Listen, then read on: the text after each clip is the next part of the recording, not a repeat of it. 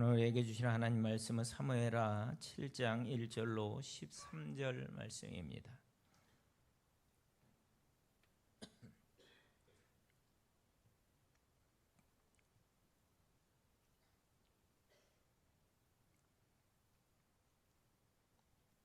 구약성경 사무엘하 7장 1절로 13절 말씀 제가 봉독해 드립니다. 여호와께서 주위의 모든 원수를 무찌르사 왕으로 궁에 평안히 살게 하신 때 왕이 선지자 나단에게 이르되 볼지어다 나는 백향목국에 살거늘 하나님의 궤는 휘장 가운데에 있도다. 나단이 왕께 아뢰되 여호와께서 왕과 함께 계시니 마음에 있는 모든 것을 행하소서 하니라. 그 밤에 여호와의 말씀이 나단에게 임하여 이르시되 가서 내 종 다윗에게 말하기를 여호와께서 이와 같이 말씀하시되 내가 나를 위하여 내가 살 집을 건축하겠느냐. 내가 이스라엘 자손을 애굽에서 인도하여 내던 날부터 오늘까지 집에 살지 아니하고 장막과 성막 안에서 다녔나니 이스라엘 자손과 더불어 다니는 모든 곳에서 내가 내 백성 이스라엘을 먹이라고 명령한 이스라엘 어느 지파들 가운데 하나에게 내가 말하기를 너희가 어찌하여 나를 위하여 백향목집을 건축하지 아니하였느냐고 말하였느냐. 그러므로 이제 내 종 다윗에게 이와 같이 말하라. 만군의 여호와께서 이와 같이 말씀하시기를 내가 너를 목장 곧 양을 따르는 데에서 데려다가 내 백성 이스라엘의 주권자로 삼고 내가 가는 모든 곳에서 내가 너와 함께 있어 내 모든 원수를 내 앞에서 멸하였은즉 땅에서 위대한 자들의 이름같이 내 이름을 위대하게 만들어주리라. 내가 또 내 백성 이스라엘을 위하여 한 곳을 정하여 그를 심고 그를 거주하게 하고 다시 옮기지 못하게 하며 악한 종류로 전과 같이 그들을 해하지 못하게 하여 전에 내가 사사에게 명령하여 내 백성 이스라엘을 다스리던 때와 같지 아니하게 하고 너를 모든 원수에게서 벗어나 편히 쉬게 하리라. 여호와가 또 내게 이르노니 여호와가 너를 위하여 집을 짓고 내 수완이 차서 내 조상들과 함께 누울 때 내가 내 몸에서 날 내 씨를 내 뒤에 세워 그의 나라를 견고하게 하리라. 그는 내 이름을 위하여 집을 건축할 것이요 나는 그의 나라 왕위를 영원히 견고하게 하리라. 아멘. 우리가 믿음의 길을 가다 보면 문득문득 하나님의 은혜와 사랑이 내게 너무 크다 그런 고백을 할 때가 종종 있습니다. 오랫동안 하나님께 이렇게 구했던 일들이 하나님의 응답이라는 확신과 함께 이제 해결이 되었다든지 또는 이것저것 혼돈 가운데 있던 일들이 하나님의 간섭 또 간섭과 함께 잘 마무리가 되었을 때 그래서 참 감사하다 이런 마음이 내 마음속에 들 때 우리는 모두 기뻐하고 또 즐거워합니다. 그럴 때 우리 이렇게 기도합니다. 하나님 참 감사합니다. 또 큰 은혜를 주셨네요. 그리고 나서 이제 제가 뭐 할까요? 하나님 이제 제가 뭘 할까요? 하나님 제가 뭐 해드릴까요? 이렇게 기도를 합니다. 여러분 사무엘하 7장에 이르렀을 때 다윗의 인생이 그러했습니다. 우리가 지금까지 쭉 이제 다윗의 생애를 살폈듯이 그는 오랜 기간의 광야의 여정을 잘 인내하면서 통과를 했고 또 사울이 죽은 후에 남유다의 왕으로 그리고 7년 뒤에는 북이스라엘까지 포함한 이스라엘 전체의 왕 위에 오르게 됩니다.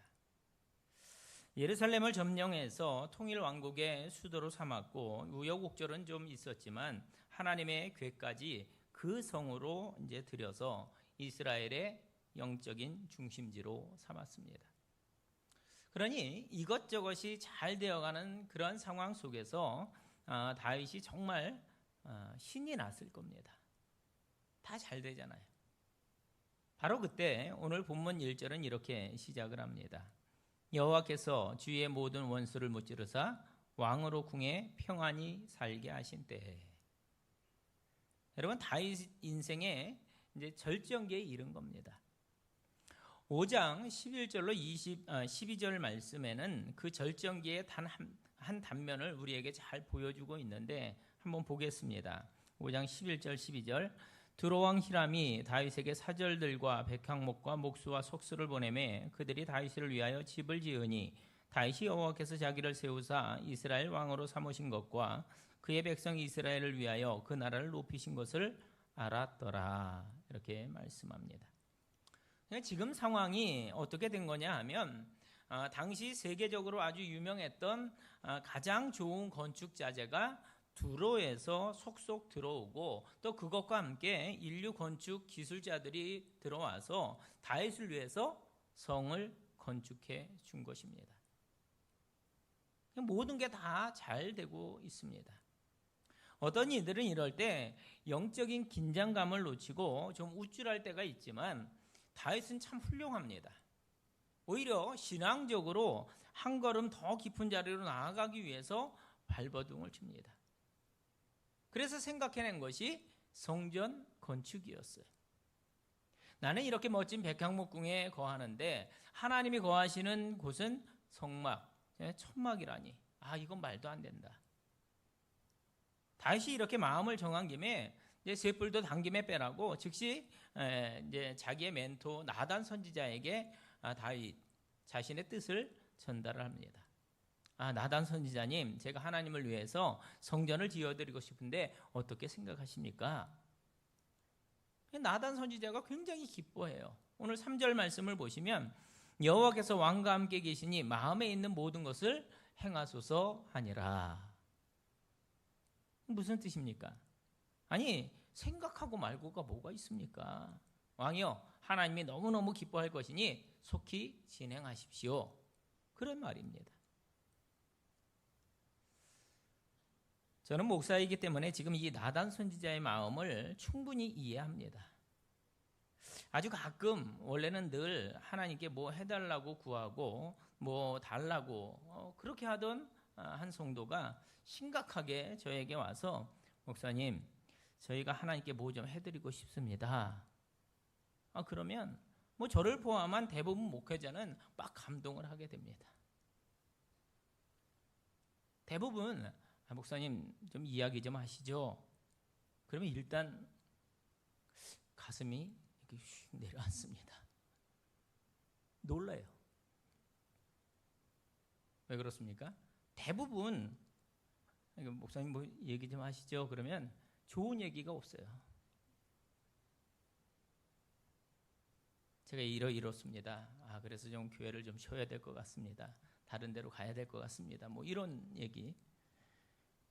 좋지 않은 일에 대해서 보통은 말씀하시거든요. 목사님, 이런 문제가 생겼습니다. 저를 위해 좀 기도해 주세요. 여러분들도 그러시잖아요.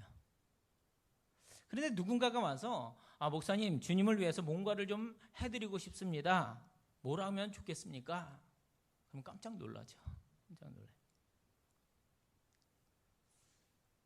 여러분, 지금이 딱 그 상황 아닙니까? 지금이. 다윗이 하나님이 주신 그 은혜들을 생각할 때 너무너무 감사한 거예요. 그래서 내가 성전을 건축해 드리겠다는 겁니다. 그때 나온 선지자의 대답이죠. 얼른 하세요. 하나님이 너무너무 기뻐하실 겁니다. 그런데 문제가 하나 있었어요. 그것은 지금 이야기 중에 뭔가가 하나 빠져 있는데 두 사람 모두 하나님께 나아가 먼저 묻지를 않았다는 겁니다. 하나님, 다윗 왕이 성전을 짓겠다는데 하나님 어떻게 생각하십니까? 하나님의 뜻은 어디에 있습니까? 여러분, 선지자조차 묻지를 않았습니다. 왜냐하면 이게 너무너무 당연한 거잖아요. 나를 위해서 뭘 해달라는 것도 아니고 하나님을 위해서 뭘 이렇게 해드리겠다는 건데 묻고 자시고 할 게 뭐가 있겠어요? 사실 기도하는 건 거의 불필요한 것 아니겠습니까?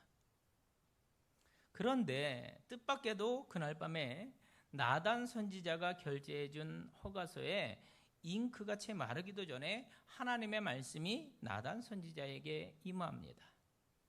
허락하지 않겠다.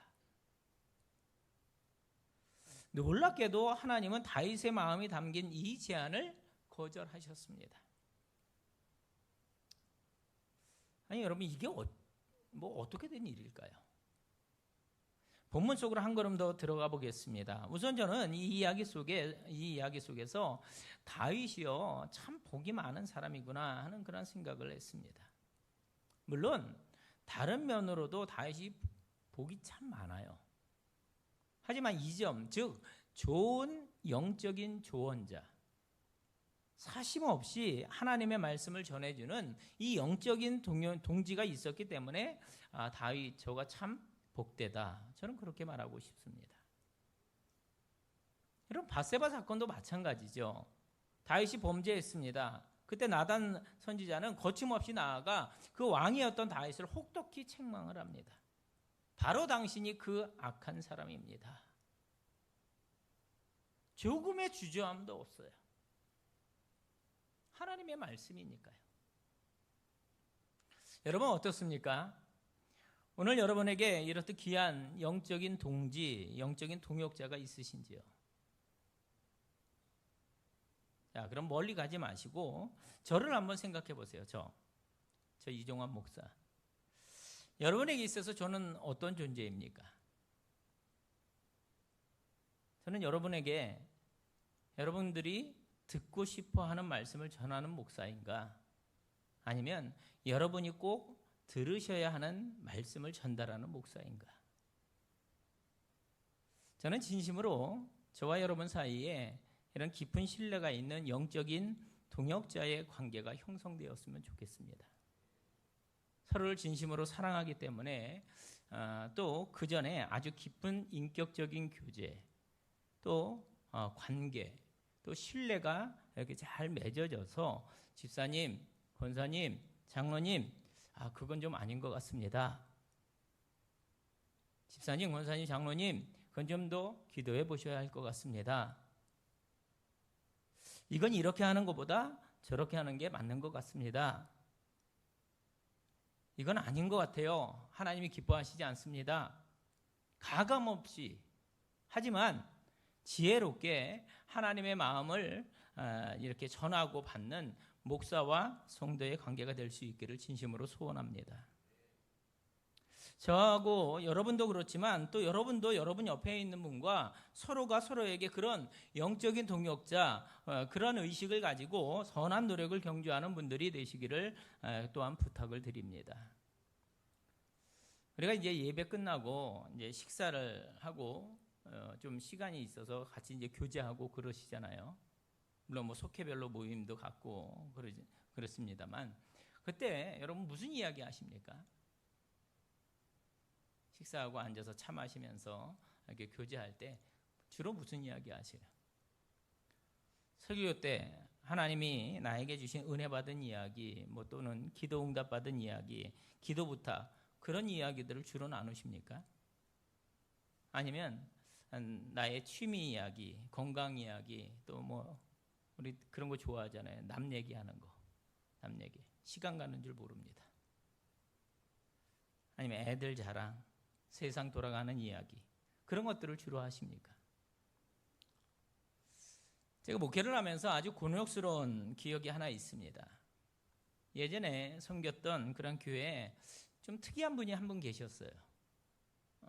뭐 사회적으로도 이제 정치도 조금 하신 그런 분인데, 뭐 주일 예배든 속회 예배든 예배가 딱 마치면 이제 이야기 보따리를 풀어놓습니다. 세상 이야기, 좀 안 좋은 이야기를 이제 시작을 해요. 뭐는 어떻고 뭐는 어떻고. 근데 이분은 마치 그 시간을 위해서 다른 시간을 다 사시는 분 같아요. 완전 뭐 정치 아니면 경제, 사회, 문화, 종교, 그냥 모든 면을 다 섭렵하시고 그걸 다 갖고 와서 풀어놓는 겁니다. 정말 도움이 안 되는 그런 분이 계셨었어요. 혹시 여러분 주변에는 그런 분 안 계십니까? 근데 이분들의 특징이 있어요. 웬만해서는요, 그 이야기의 주도권을 놓지 않습니다. 감히 다른 사람들이 끼어들 틈을 주질 않아요. 전투력이 얼마나 강한지 모릅니다. 아무리 화제를 돌리려고 해도 자기 하고 싶은 이야기를 이렇게 쭉 끌어가는 아주 탁월한 은사가 있습니다. 여러분 축복하고 또 원합니다. 우리 교회 강당과 회중들 사이에 또 우리들의 이 소모임들 가운데 우리 모두 나단과 이 다윗처럼 좋은 영적인 동역자, 동지, 또 격려자로 세워지기를 간절히 소원합니다. 자, 두 번째로 이 이야기에서 우리가 주목하려고 하는 것은 좀 더 중요한데요. 4절과 5절 말씀을 보면 그 밤에 여호와의 말씀이 나단에게 임하여 이르시되 가서 내 종 다윗에게 말하기를 여호와께서 이와 같이 말씀하시되 내가 나를 위하여 내가 살 집을 건축하겠느냐 이렇게 말씀합니다. 이는 무슨 뜻이냐 하면 다윗 내가 나를 위해서 집을 짓는다고? 아, 괜찮다. 뜻밖에도 하나님이 거절하시는 그런 메시지인 겁니다. 직접적인 이유는 성경에 나오죠. 다윗이 전쟁을 많이 했기 때문에, 그래서 피를 많이 흘렸기 때문에 그때보다는 평안한 시기, 즉 후손에게 성전 건축을 허락하시겠다 이거죠. 하지만 함께 읽은 이 본문의 말씀을 쭉 읽을 때 그 속에서 드러나는 하나님의 더 깊은 속내가 하나가 있습니다. 그건 이겁니다. 뜻은 고맙지만 그건 괜찮고 너는 이걸 기억해라. 나는 내가 나를 위해서 뭘 하고 있는지를 사람들에게 보여주길 원하지 않고 대신에 내가 널 위해서 뭘 하고 있는지를 보여주길 원한다. 이게 그 얘기인 것입니다. 여러분 오해하지 마세요. 지금 다윗의 그 마음을 하나님께서 완전히 무시하신 게 아닙니다. 그 마음은 하나님이 이미 받으셨어요. 같은 사건을 기록하고 있는 열왕기상 8장에도 하나님은 이때 다윗의 그 제안을 기쁘게 받으셨다 이렇게 인정하셨습니다. 여러분 열왕기상 8장 18절 말씀 보면 내가 내 이름을 위하여 성전을 건축할 마음이 있으니 이 마음이 내게 있는 것이 좋도다. 하나님께서 이렇게 분명히 말씀하셨어요. 그래서 오늘의 본문에는 그 마음을 받으신 하나님이 실제로 다윗과 그의 후손들에게 주신 약속의 말씀들이 가득합니다. 11절 이하의 말씀을 보면 엄청난 약속들이에요. 하지만 동시에 하나님은 혹시 그날의 다윗과 오늘의 우리가 놓칠 수 있는 전혀 다른 차원의 새로운 문제 하나를 지적하고 있는데 그게 뭘까요? 우리가 다윗의 성전 건축 시도를 막으시는 이 이야기를 통해서 꼭 알아야 할 것은 과연 무엇이냐? 결론부터 말씀드리면 그것은 지금 다윗 인생의 주도권이 어디에 있는가에 관한 것입니다. 따라하겠습니다. 인생의 주도권이 누구에게 있는가? 하나님이 이 주도권을 이야기하고 계신 거예요. 다윗아, 내 인생의 주인공이 누구냐? 내 인생의 주도권을 가진 이가 누구인지를 너는 잊지 말아라. 이게 바로 이 사건을 통해서 하나님이 다윗에게 말씀하고 있는 아주 중요한 사안인 것입니다. 그렇다면 여러분, 이 대화 속에서 우리가 유추할 수 있는 것은 지금 다윗의 인생에 뭔가 하나 위험한 요소가 자리하고 있다는 겁니다. 그게 무엇일까요? 지금 다윗의 상황은 적들이 어려움이 다 사라졌어요. 이제 먹고 살만해졌습니다. 한순간 세상의 권력이 그의 손에 들어왔어요. 그러다 보니 이 성공에 취해서 이제는 내가 그분께 호의를 베풀어야겠다고 그렇게 생각하게 되었다라는 겁니다. 나는 백향목 국의 살건을 하나님에게는 휘장 가운데 있도다. 우리가 볼 때 다윗이 그 마음을 품은 것만 해도 대단하잖아요. 그렇지 않습니까? 이제 나는 하나님보다 더 좋은 집에서 떵떵거리며 살게 되었으니 이제 내가 하나님 사정 좀 받으려야 되겠다. 이렇게 생각했다는 거죠. 여러분 보세요. 어느덧 그가 사용하는 문장의 주어가 내가가 된 거죠. 내가. 다른 말로 하면 지금 다윗에게 하나님의 이 주도권을 잊을 수 있는 위험이 생겼다라는 겁니다. 이제 왕인 자기의 힘으로 지위와 또 권력으로 소유로 충분히 하나님을 위해서 뭔가를 해드릴 수 있다고 그렇게 생각하게 되었다는 거죠. 그게 정확한 문제인 것입니다.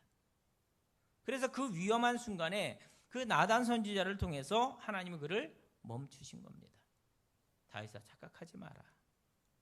지금 내가 나를 위해서 집을 짓는 게 아니라 내가 너를 위해서 집을 짓고 있다는 사실을 너는 잊지 말아라. 오늘 이 다윗 이야기를 통해서 우리가 바라보려고 하는 것은 바로 이것입니다. 오늘 내 인생의 주인공이 누구인지를 절대로 잊지 말자는 것이죠. 오늘도 우리 인생의 주도권을 누가 쥐고 있는가 하는 것을 분명히 하자는 겁니다. 우리의 가정과 우리의 교회 공동체가 결국 누구의 손에 들려 있는지, 누가 우리를 만지고 또 세우고 있는지를 확인하자는 것입니다. 여러분, 우리는 교회 공동체 안에서 맡겨진 일을 감당하고 있습니다. 예배를 위해서 교회를 또 청결하고 또 아름답게 하려고, 또 예배 후에 식사 봉사로 여러 곳에서 최선을 다해 감당하는 분들이 계십니다. 이건 누구에게나 자랑할 만한 귀한 하나님의 일입니다. 하나님이 기뻐하시는 일 맞습니다. 그런데 이런 과정을 통해서 우리가 또 용인제일교회 공동체가 그 일을 우리가 잘 감당하고 있다는 생각에 우리가 하나님을 위해서 뭔가를 좀 해드리고 있다 이렇게 생각하면 이것은 어리석은 일이라는 거예요. 이해가 되십니까? 여러분, 우리 함께 기억하고 싶습니다. 우리가 열심히 뭘 하는 것은 참 좋은 일이에요. 좋은 겁니다. 그러나 자칫 우리들의 시선이 우리를 이렇게 다듬고 세우신 그 하나님 그분에게서 우리가 그분을 위해서 해드리는 그 무엇에게로 옮겨질 때 우리는 개인적으로 또 공동체적으로 빨간 신호등 앞에 서게 되었다라는 겁니다. 여러분, 저는 이 이야기가 우리 삶의 모든 부분에 적용될 수 있다 그렇게 생각을 하고 있습니다. 아무개야, 내가 나를 위해서 교회에 나와준다고? 아무개야, 내가 나를 위해서 헌금해 준다고? 아무개야, 내가 나를 위해서 봉사해 준다고? 아무개야, 내가 나를 위해서 집을 지어준다고? 얼마든지 적용될 수 있어요. 하지만 그건 진짜 문제가 아니라는 겁니다.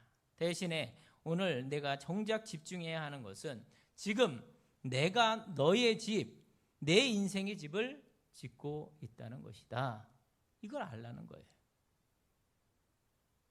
오늘 내가 나를 위해서 섬기는 일들, 내가 나를 위해서 봉사하고 헌신하는 모습 참 귀하고 아름답지만 그 전에 내가 지금 너를 위해서 짓고 있는 인생과 내가 세우고 있는 교회가 훨씬 더 중요하다는 것을 기억하라는 것입니다. 놀랍게도 다윗이 하나님의 이 말씀을 듣고 바르게 반응합니다. 뭐 기분 나빠하거나 섭섭해하지 않습니다. 하나님, 제가 이렇게 그래도 제가 이렇게 해드리려고 했는데 그거 거절하시다니요. 이러지 않아요. 오히려 하나님께서 그때 주신 축복들과 약속의 말씀들로 인해서 더 깊이 감사합니다. 그가 보인 첫 번째 반응이 이걸 증명하고 있어요. 18절 말씀입니다. 다윗 왕이 여호와 앞에 들어가 앉아서 이르되 주 여호와여, 나는 누구이오며 내 집은 무엇이기에 나를 여기까지 이르게 하셨나이까? 여러분, 다윗이 이 말씀의 의도를 정확히 파악한 겁니다. 그래서 그분 앞에 들어가 앉아 그분의 주도권을 다시금 확인합니다. 사랑하는 성도 여러분, 저는 다윗의 인생의 모든 장면 가운데 이 가장 아름다운 장면이 바로 이것이라고 생각을 합니다.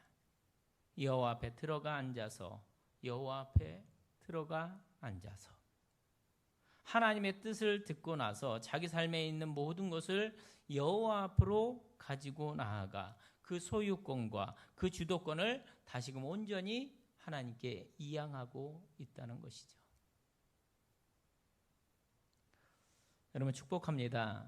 오늘 우리가 나와서 예배하는 이 자리가 그날 다윗이 무릎을 꿇었던 그런 복된 자리가 되길 원합니다.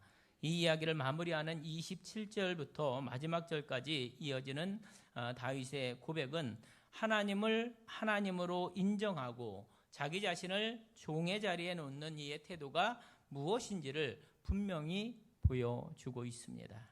우리 27절로 29절 말씀을 한 목소리로 함께 읽도록 하겠습니다. 함께 읽습니다. 만군의 여호와 이스라엘의 하나님이여, 주의 종의 길을 여시고 이르시기를 내가 너를 위하여 집을 세우리라 하셨으므로 주의 종이 이 기도로 주께 간구할 마음이 생겼나이다. 주 여호와여, 오직 주는 하나님이시며 주의 말씀들이 참되시니이다. 주께서 이 좋은 것을 주의 종에게 말씀하셨사오니 이제 청하건대 종의 집에 복을 주사 주 앞에 영원히 있게 하옵소서. 주 여호와께서 말씀하셨사오니 주의 종의 집이 영원히 복을 받게 하옵소서 하니라. 아멘. 여러분, 그분 앞에 엎드리고 있습니다. 여러분, 이게 보이십니까? 오늘 이 시간 하나님의 음성을 듣고 깨어 경성하길 원합니다. 내 인생의 문제, 내 소유의 문제, 내 건강의 문제, 내 교회의 문제, 관계의 문제, 자녀의 문제, 내 미래의 문제까지도 이 모든 것에 대하여 하나님의 주도권을 인정하시기를 주의 이름으로 축원을 드립니다. 여러분, 오늘 이야기의 출발점인 2절에서 내가 하나님을 위해서 뭔가를 좀 해드리겠습니다, 이렇게 팔을 걷어붙이고 나섰던 다윗이 이 이야기 말미 보면은 완전히 바뀝니다. 하나님의 말씀으로 인해서 시각이 바뀌었어요. 삶에 있는 모든 부분의 질서가 바뀝니다. 한순간 누가 주권자인지를 알게 되었습니다. 나를 향한 그의 시선이 그분을 향한 시선으로 바뀌었습니다. 하나님, 제가 하나님을 위해서 뭐 해드릴까요? 하나님, 제가 하나님 이렇게 뭘 헌신해드릴까요? 어떻게 뭘 헌신해드릴까요? 하나님, 제가 교회에서 뭐 어떻게 할까요? 여러분, 우리는 누구나 이 나라는 이 시각이 참 강합니다. 그러나 우리가 뭘 해서 세우는 용인제일교회도 참 중요하지만 하나님의 관심은 당신께서 세우시는 용인제일교회에 있는 줄로 믿습니다. 오늘 설교의 결론은 분명합니다. 누가 지혜로우냐라는 거예요. 주도권과 소유권을 내가 붙잡는 것이 아니라 기회가 있을 때마다 그 원래의 주인에게로 계속해서 올려드리는 그 지혜로운 삶을 사시기를 바랍니다. 오늘도 우리는 이 다윗의 제사장적인 삶을 통해서 하나님의 마음과 기대 한 가지를 대했습니다. 여러분, 우리 인생의 주어는 무엇입니까? 내가 주어입니까? 아니면 하나님이 주어입니까? 간절히 바라고 소원합니다. 오직 하나님만 주인 삼고 하나님의 손길과 하나님의 관심사에 내 인생을 잇대어 인생의 집과 교회를 잘 세우는 그 인생을 살아가는 성도 여러분들이 다 될 수 있기를 주님의 이름으로 축원을 드립니다.